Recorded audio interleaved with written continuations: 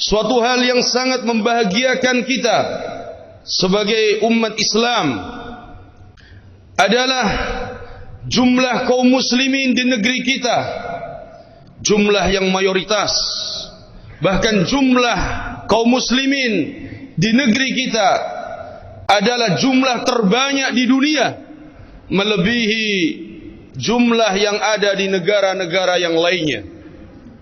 Akan tetapi yang sangat menyedihkan adalah ketika jumlah yang begitu banyak, jumlah yang mayoritas, tetapi masih sangat jauh dari ajaran Rasulullah sallallahu alaihi wasallam, masih sangat jauh dari Islam yang sahih, sampai-sampai orang-orang yang berusaha untuk mengamalkan Islam yang sahih, berusaha untuk menghidupkan sunnah Nabi sallallahu alaihi wasallam, terasa asing di negeri ini, terasa asing di tengah-tengah umat yang jumlahnya lebih banyak, terasa asing di tengah-tengah mayoritas umat Islam ini. Tetapi hal ini telah dikhabarkan oleh Nabi sallallahu alaihi wasallam, keterasingan orang-orang yang berusaha mengamalkan Islam yang sahih, keterasingan orang-orang yang berusaha menghidupkan sunnah Nabi sallallahu alaihi wasallam telah dikhabarkan oleh Nabi sallallahu alaihi wasallam. Diriwayatkan oleh Imam Muslim dalam sahihnya dari sahabat Abu Hurairah radhiyallahu taala anhu, Nabi sallallahu alaihi wasallam beliau bersabda, "Bada'al Islamu ghariban wa sayaudu ghariban kama bada', fatuba lil ghuraba." Kata Nabi sallallahu alaihi wasallam, "Bada'al Islamu ghariban." Islam datang di awal dakwah Nabi sallallahu alaihi wasallam dalam keadaan terasing, dalam keadaan asing. Wa sayaudu ghariban kama bada, dan akan kembali terasing, akan kembali datang Islam ini dalam keadaan terasing. Kita melihat bagaimana orang-orang yang berusaha menegakkan sunnah, berusaha mengikuti ajaran Rasulullah sallallahu alaihi wasallam, mereka dihina, mereka dicaci, mereka difitnah, sebagaimana keadaan para sahabat terdahulu, sebagaimana keadaan Nabi di awal dakwah, mendakwakan Islam yang sahih, mengajarkan tauhid. Mereka dihina, mereka dicela, bahkan mereka disiksa dan diusir dari negerinya. Maka jamaah yang dimuliakan Allah subhanahu wa ta'ala, sunnatullah, orang-orang yang berpegang kepada sunnah, orang-orang yang berusaha mengamalkan ajaran Rasulullah sallallahu alaihi wasallam akan dicela, akan dihina dan difitnah. Tetapi Nabi sallallahu alaihi wasallam mengatakan, "Fatuba lil ghuraba." Fatuba lil ghuraba. Berbahagialah wahai orang-orang yang terasa asing. Bergembiralah. Fatuba, orang-orang yang berusaha mengamalkan sunnah. Tuba, bergembiralah. Ini yang dikhabarkan oleh Nabi sallallahu alaihi wasallam. Dan kita hidup di zaman di mana orang-orang yang berusaha menghidupkan sunnah, mereka difitnah sebagai kaum radikal, difitnah sebagai teroris, difitnah dengan berbagai celaan. Tetapi itu semua jangan sampai menjadikan kita malu untuk menegakkan sunnah. Jangan sampai menjadikan kita kendor untuk mengamalkan ajaran Rasulullah sallallahu alaihi wasallam. Para jamaah yang dimuliakan Allah subhanahu wa ta'ala, para sahabat radhiyallahu ta'ala anhum, mereka bertanya tentang sifat-sifat ghuraba. Siapakah orang-orang ghuraba?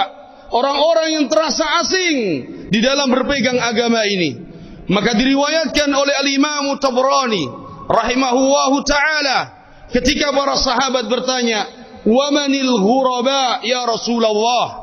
Siapakah orang-orang al-ghuraba ya Rasulullah? Qala alladzina yuslihun idza fasadan nas. Mereka adalah orang-orang yang membuat perbaikan, memperbaiki dirinya, memperbaiki agamanya, memperbaiki akidahnya, memperbaiki ibadahnya di saat manusia mulai rusak.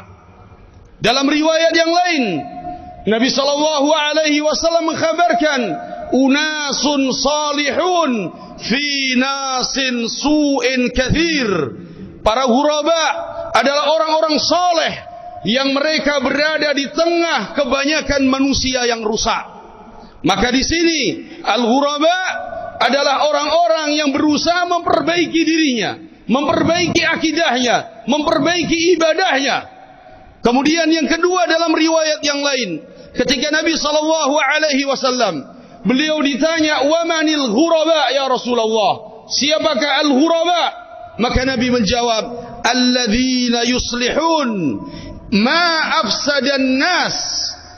Para al-ghuraba adalah alladzina yuslihun ma afsadan nas, orang-orang yang berusaha membuat perbaikan, mendakwahkan tauhid, mendakwahkan sunnah, mendakwahkan ajaran Rasulullah sallallahu alaihi wasallam di tengah-tengah umat. Ma afsadan nas, membuat perbaikan atas apa yang telah dirusak oleh manusia. Manusia merusak ajaran Rasulullah, merusak ajaran yang dibawa oleh para nabi. Mereka menjadikan sebuah ajaran sebagai taqarrub ila Allah, padahal itu bukan dari ajaran Rasulullah. Mereka memasukkan ajaran-ajaran yang tidak ada tuntunannya dalam syariat. Maka al-ghuraba, mereka adalah orang-orang yang membuat perbaikan, orang-orang yang mendakwahkan tauhid dan sunnah Nabi sallallahu alaihi wasallam. Al-Imam Ibn Rajab Al-Hambali rahimahullah, beliau mengatakan, "Fal ghuraba'u qisman." Maka al-ghuraba ada dua macam. Alladzina yuslihuna anfusahum. Yang pertama adalah orang-orang yang membuat perbaikan pada dirinya, memperbaiki diri sendiri, memperbaiki akidah dan ibadahnya, memperbaiki akhlaknya. Wasani, dan yang kedua, alladzina yuslihuna ghairahum, yaitu orang-orang yang memperbaiki orang lain, mendakwahkan, mengajarkan, menyampaikan kebenaran dan ajaran Rasulullah sallallahu alaihi wasallam. Para jamaah yang dimuliakan Allah Subhanahu wa taala, Nabi sallallahu alaihi wasallam telah mengkhabarkan tentang zaman di mana orang-orang yang berbuat baik mereka akan dicela, di mana orang-orang yang menyebarkan kebaikan akan difitnah. Kemudian berubah zaman tersebut, di mana orang-orang yang melakukan keburukan dan kemaksiatan mereka akan dijadikan panutan. Para pendusta mereka akan dipercaya, para dukun dan tukang sihir mereka diyakini sebagai wali yang memiliki keberkahan. Kata Nabi sallallahu alaihi wasallam, "Innahu sata'ti 'alaikum sanawatun khadda'at yusaddaqu fiha al-kadhib wa yukhawwanu fiha al-amin." Kata Nabi sallallahu alaihi wasallam, akan datang kepada kalian di zaman itu tahun-tahun di mana orang-orang pendusta akan dipercaya. Yusaddaqu fiha al-kadhib. Orang-orang pendusta akan dipercaya, wa yu'tamanu fiha al-kha'in, dan orang-orang pengkhianat akan diberi amanah. Wa yukadzdzabu fiha as-shadiq. Sedangkan orang-orang yang jujur mereka akan didustakan. Mereka akan didustakan. Kemudian Nabi sallallahu alaihi wasallam menyebutkan datangnya Ruwaibidah. Ar-Ruwaibidah di zaman itu orang-orang jahil, yatakallamuna fi syu'unil 'ammah. Orang-orang jahil tentang agama, kemudian mereka berbicara tentang agama. Zaman di mana berubah, orang-orang baik didustakan, orang-orang buruk dimuliakan, ahlu tauhid dihinakan, sedangkan para dukun dan tukang sihir dimuliakan. Maka jamaah yang dimuliakan Allah Subhanahu wa taala, hendaknya kita memperhatikan apa yang dikhabarkan oleh Nabi sallallahu alaihi wasallam ini dan menjadi motivasi bagi kita di dalam mempelajari akidah dan tauhid, dalam bersemangat untuk ittiba dan berpegang kepada sunnah Nabi sallallahu alaihi wasallam. Aqulu qawli hadza wastaghfirullah li wa lakum innahu huwal ghafurur rahim.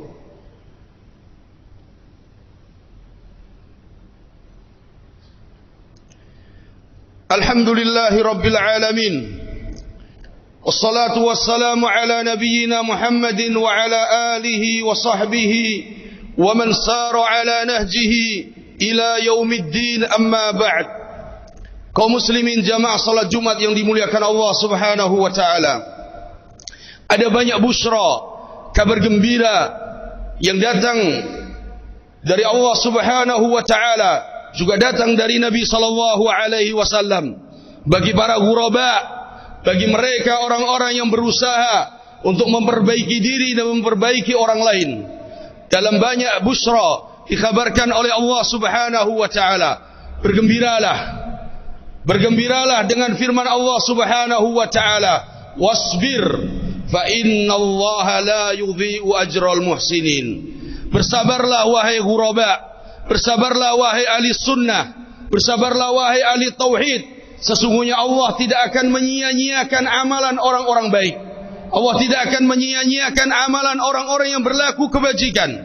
Yakinlah bahwa apa yang kita kerjakan, apa yang kita ikuti dari dakwah Nabi sallallahu alaihi wasallam ini, Allah tidak akan menyia-nyiakan pahalanya.